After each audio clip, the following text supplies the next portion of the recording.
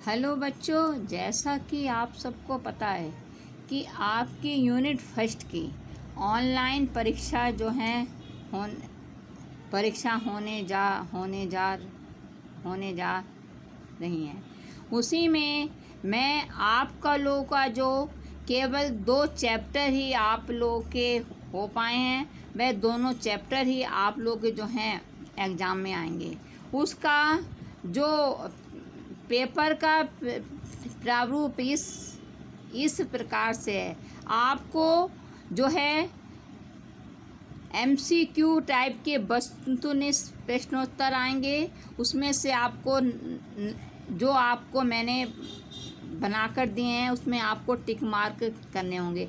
अगर आप लोगों को पाठ का अर्थ अच्छी प्रकार से आता होगा तभी आप उनके प्रश्नोत्तर के उत्तर जो है लिख पाएंगे। दूसरा जो है, आपको जो है जानवरों के नाम संस्कृत में लिखने होंगे और पक्षियों के नाम जो कि आपको जो हैं लिखवाए गए हैं। उसके अतिरिक्त आपको जो है मैं आज आपका पहला पाठ सुभाषितानी का पुनर्अभ्यास करवा रही हूँ। इसमें से आप लोगों को एक पदेन उत्तर और आपके रिक्त स्थान और ये आपके पूरे अभ्यास प्रश्न निर्माण और जो है आपके ये जो प्रश्न निर्माण एवं पृथक शब्द लिखने के लिए आएंगे। आज मैं आपको उस पाठ का अर्थ जो है समझाने जा रही हूँ। पहला पद है निर्गुण गुणगेषु गुणा भवन्ति। इसमें आपके शब्द और अर्थ भी आएंगे। शब्द अर्थ, निम्नलिखित शब्दों के अर्थ आपको हिंदी में लिखने होंगे। इसमें गुणा, इसके जो शब्द अर्थ है मैं आप लोगों को समझा दूं। पहला शब्द है गुणगेषु। इसका अर्थ है गुणियों में। सुस्वादु तोया, स्वादिष्ट जल। प्रभवन्ति माने निकलती हैं या उत्पन्न होती हैं। समुद्रम आसादय, समुद्र में मिलकर। भवन्ते पेया, पीने योग्य नहीं होती। विषाणहीना, सींग के बिना। खाद्यानपि, खाते हुए भी। जीवमाना माने जिंदा रहता हुआ। पिशुनस्य माने चुगलखोर या चुगली करने वाले की। व्यसनीना माने बुरी लत वालों की। नराधिपत्य से माने राजा का। जघन्य एवं मधुमक्षिका काशो, यह मधुमक्खी पैदा करती हैं। संतस्त तथे माने वैसे ही सज्जन।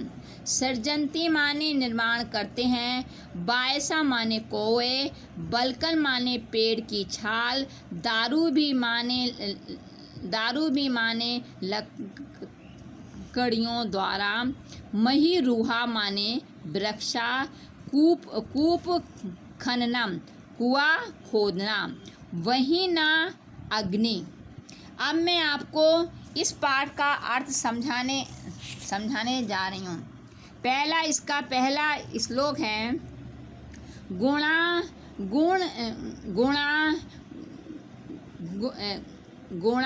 गुणगेषु गुणा भवन्ति। ते निर्गुणं प्रापे भवन्ति दोषा। सुस्वादु तोया प्रभवन्ति नद्या। समुद्रम आसादय भवन्ते पेया। इसका अर्थ है गुण लोगों में गुण के रूप में ही विद्यमान रहते हैं। गुणी यानी कि गुणी लोगों में जो गुण होते हैं, वह जो गुणी लोग होते हैं वह उनमें गुण के रूप में ही विद्यमान रहते हैं। किंतु गुणी, अर्थात जिनके पास गुण नहीं होते हैं। तो बिना गुण वाले मनुष्यों को प्राप्त करके वे दोष बन जाते हैं। जैसे नदियाँ स्वादिष्ट जल वाली उत्पन्न होती हैं, किंतु समुद्र में पहुंचकर वे पीने योग्य जल वाली नहीं रहती। यानी कि उनमें मीठे पानी का जो गुण है, पीने योग्य पानी का जो गुण है, वह समुद्र में मिलकर दोष में परिवर्तित हो जाता है। फिर से इसका मैं अर्थ समझा रही हूँ। गुणी व्यक्तियों में गुण के रूप में विद्यमान रहते हैं, किंतु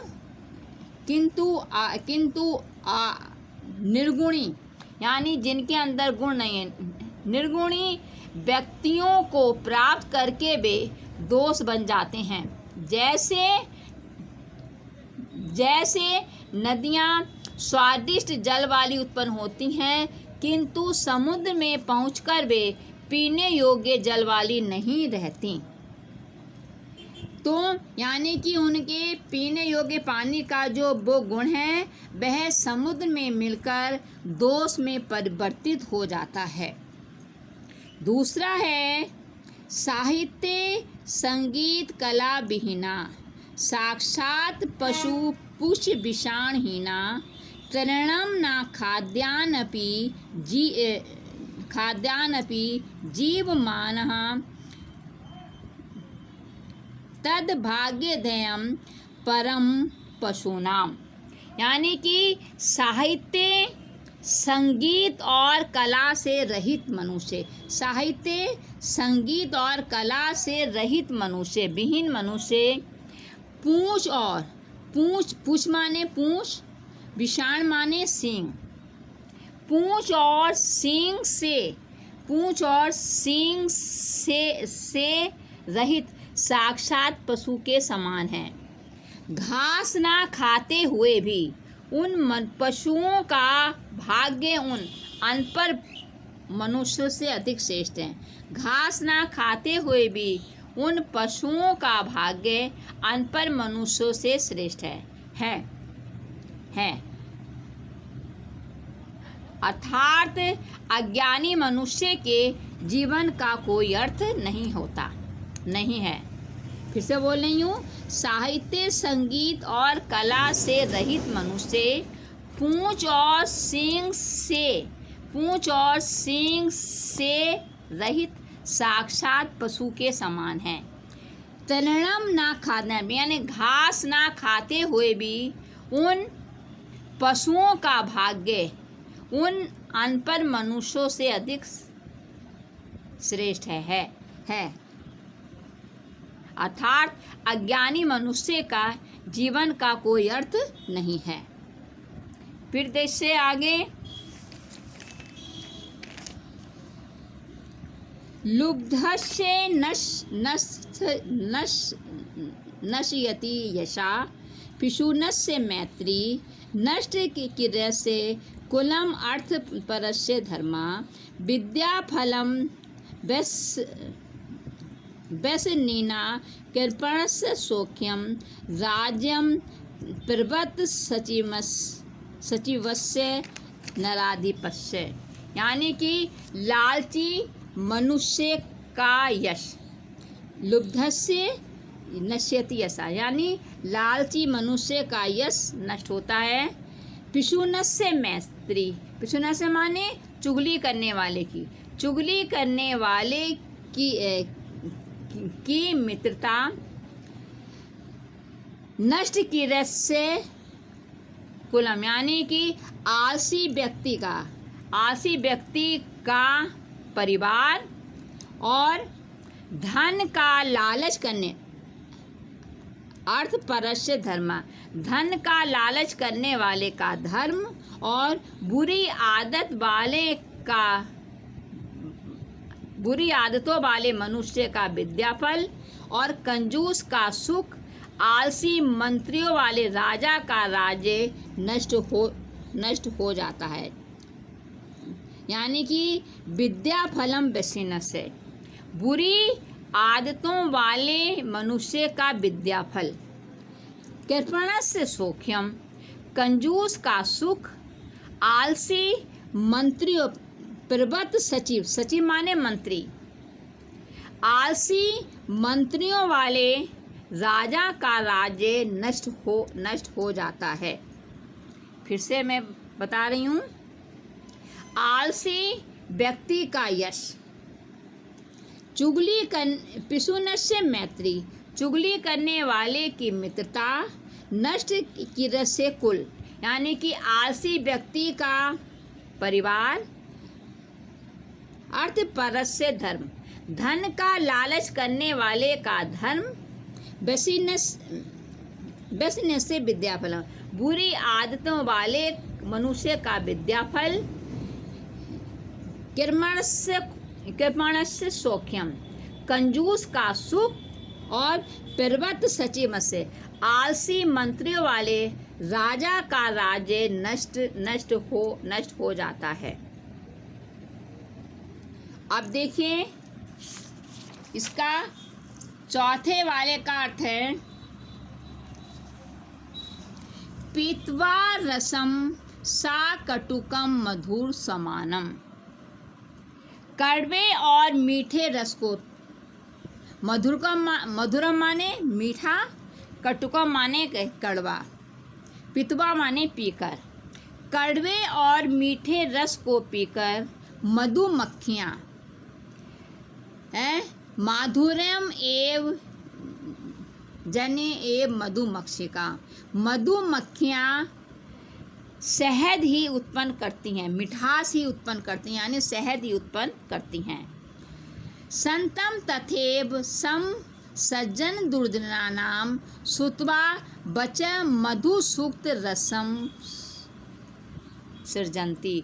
उसी प्रकार से संत समान रूप से सज्जन और दुर्जन व्यक्तियों के वचन सुनकर अच्छे और मीठे वचनों का ही सर्जन करते हैं, को सुनकर मधु सूक्त रस माने मीठे वचनों का ही, अच्छे और मीठे वचनों का ही सर्जन करते हैं, अर्थात बोलते हैं। जिस प्रकार से पित्वा, फिर से बतानी, पित्वा रसम तु कटुकम मधुरम समानम, माधुर्यम एव जन्य एव मधुमक्षी कासो। कटु माने कड़वे और मीठे रस को पीकर मधुमक्खियाँ मिठास ही उत्पन्न करती हैं, यानी मीठा शहद ही उत्पन्न करती हैं। तथा माने उसी प्रकार से संत माने सज्जन, संत लोग, साधु लोग, सज्जन और दुर्जन व्यक्तियों के वचन सुनकर, सज्जन और दुर्जन व्यक्तियों के वचन सुनकर मधु सूक्त रसम सृजंती, मीठे वचनों का ही सर्जन करते हैं, अर्थात मीठे वचन ही बोलते हैं। फिर देखें, विहाय पौरुषम यो ही देवम एव अवलंबते प्रसाद सिंह बस तस्य मूर्धन्यम तिष्ठन्ति वायसा। यानी कि जो मनुष्य पुरुषार्थ को छोड़कर, विहाय पौरुषम माने पुरुषार्थ यानी मेहनत, जो मनुष्य पुरुषार्थ को छोड़कर भाग्य देवम एव अवलंबते, भाग्य का सहारा लेता है, वे महल में रखे हुए शेर के समान है। तस्य मूर्धन्यम तिष्ठन्ति वायसा माने कौवे, जिसके सिर पर कौवे बैठते हैं, अर्थात ऐसे मनुष्य का कोई सम्मान नहीं करता। फिर बोल रही हूँ, विहाय पौरुषम देव, जो मनुष्य पुरुषार्थ को छोड़कर भाग्य का सहारा लेते हैं, वे महल में रखे हुए एक शेर के समान हैं, जिसके सिर पर कौवे बैठते हैं, अर्थात ऐसे मनुष्य का कोई सम्मान नहीं करता। अब देखिए, पुष्प पत्र फल छायाम मूल बलकम दारुभी धन्या मही रूहा येषाम विमुख यान्ति ना अर्थिना। यानी कि पुष्प माने फूल, पत्र माने पत्ते, फल माने फल, छाया मूल माने जड़, बलकन माने पेड़ की छाल, दारूबी माने लकड़ियों द्वारा।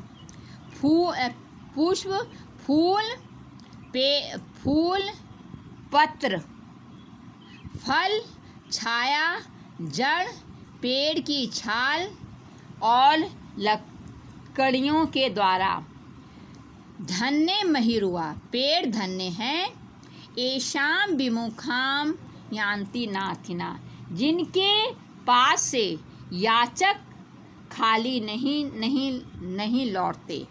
येषाम विमुखम ना यान्ति नाथिना जिसके पास से याचक खाली नहीं लौटते। अर्थात पेड़ के सभी अंग मनुष्य के लिए उपयोगी होते हैं। यानी कि पेड़ एक धन्य है जिसके कि फल जो कि पुष्प फल पत्र फल छाया जड़ पेड़ की छाल दारूबी द्वारा पेड़ धन्य हैं जिनके पास से याचक खाली नहीं लौटते। अर्थात पेड़ के सभी अंग मनुष्यों के लिए उपयोगी हैं। फिर है लास्ट वाला है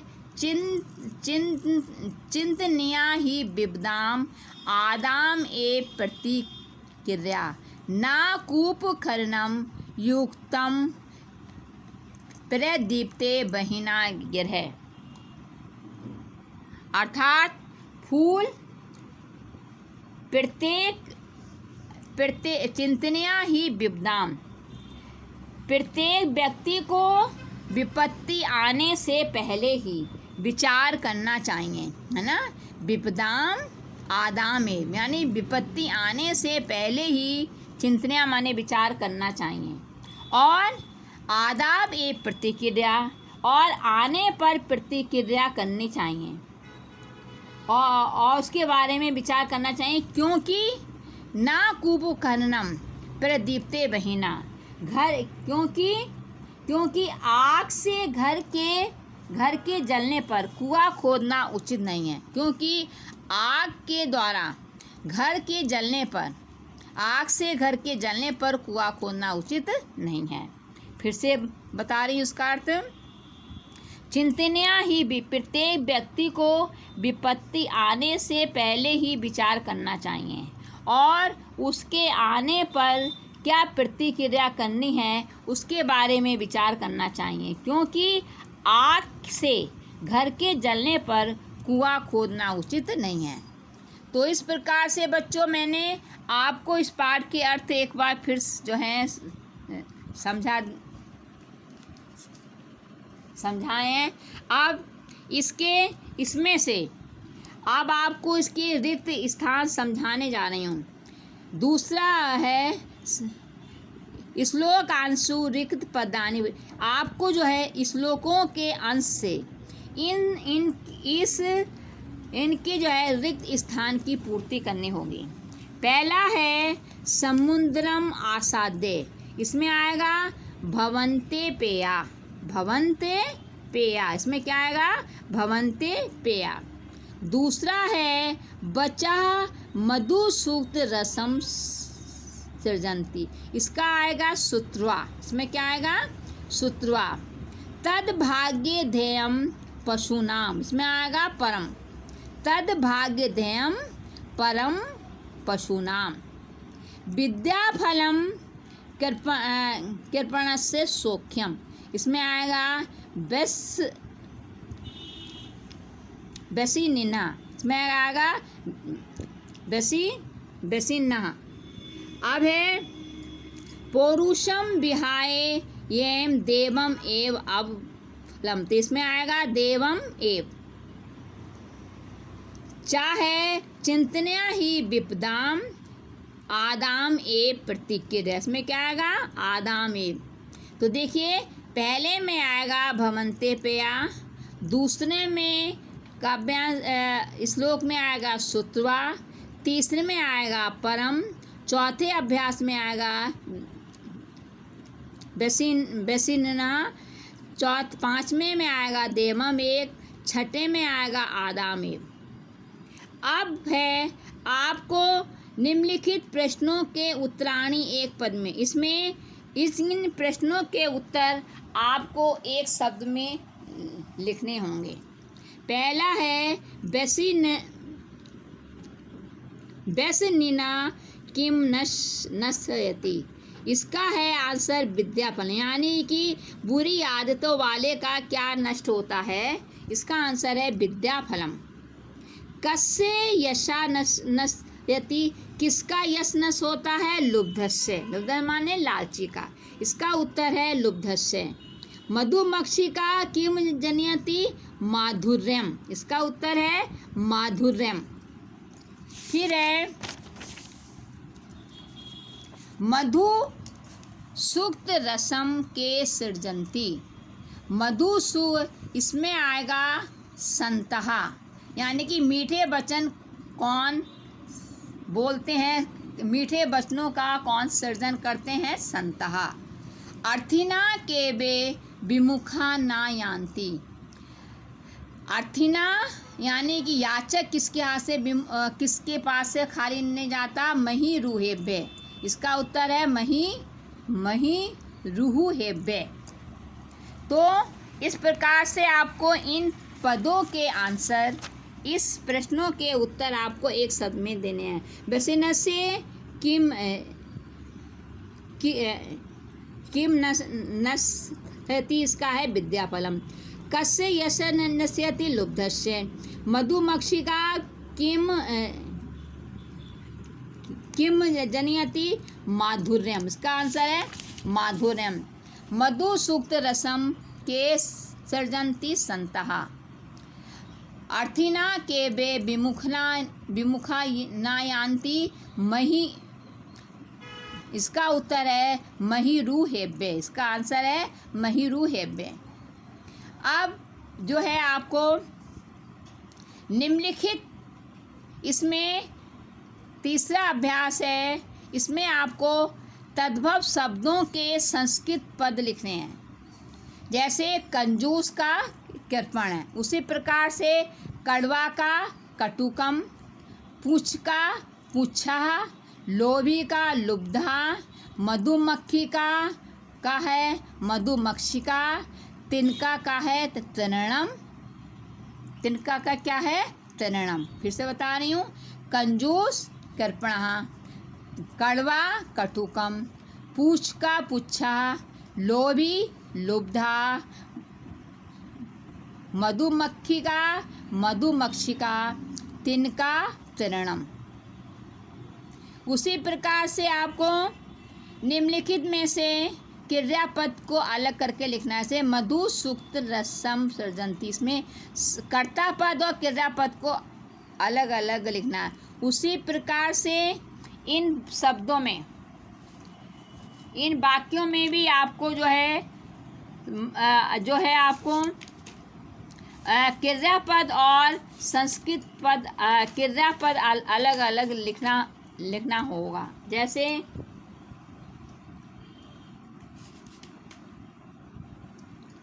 इसमें संतः मधु सूक्तम रसम सृजन्ति, इसमें संतः क्या है करता है और सृजन्ति क्रिया है। उसी प्रकार से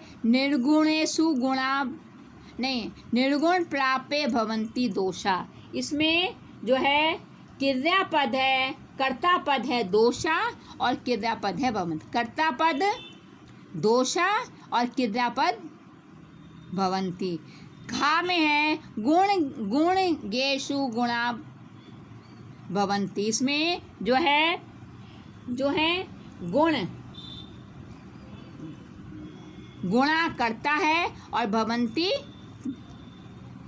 क्रियापद है। मधुमक्षिका माधुर्यम जनते, इसमें कर्ता पद है मधुमक्षिका और जनेत है क्रियापद। पिशुनस्य मैत्री यशा नाशति, इसमें कर्ता पद है पिशुनस्य मैत्री। कर्ता पद क्या है? पिशुनस्य मैत्री और क्रियापद है नाशयति। नद्यम समुद्रम आसाद्य अपेय भवन्ति, इसमें क्रियापद है, कर्ता पद है नद्य और क्रियापद है भवन्ति। तो इस प्रकार से इसमें इस अभ्यास में आपको क्रियापद और कर्ता पद अलग करना है। अब है तीसरा अभ्यास है आप लोगों का गुणा। इसमें आपको रेखांकित पदों के जो है स्थान पर प्रश्नों का निर्माण करना होगा। जैसे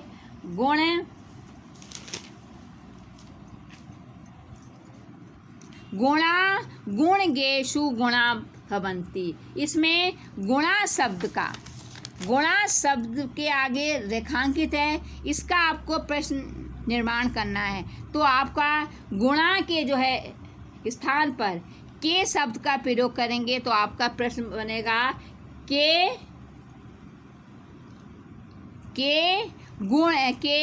गुणगेषु गुणा भवन्ति।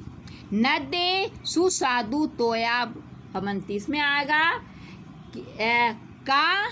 का सुस्वादु तोया भवन्ति। फिर है आपका का लुब्धस्य यशा नश्यति, इसका आएगा कस्य यशा नश्यति। मधुमक्षिका माधुर्यम एव जनति, इसमें आएगा का माधुर्यम एव जनयति। तस्य मूर्धन्यम तिष्ठन्ति वायसा, इसमें आएगा मूर्धन्यम के जो इस स्थान पर कस्मिन् भागे, तो तस्य कस्मिन् भागे तिष्ठन्ति वायसा। तो इस प्रकार से आपको इसमें जो रेखांकित पद हैं उसके स्थान पर प्रश्न निर्माण करना है। फिर है इन शब्दों को अलग करना, जैसे माधुर्यम प्लस एब,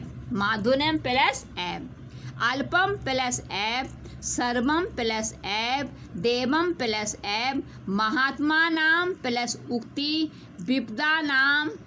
विपदाम आदाम प्लस एब। तो इस प्रकार से बच्चों मैंने आपको इस पाठ का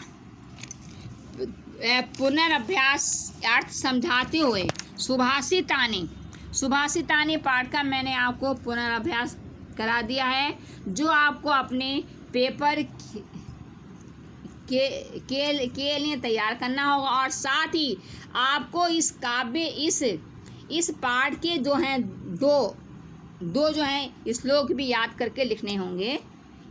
धन्यवाद।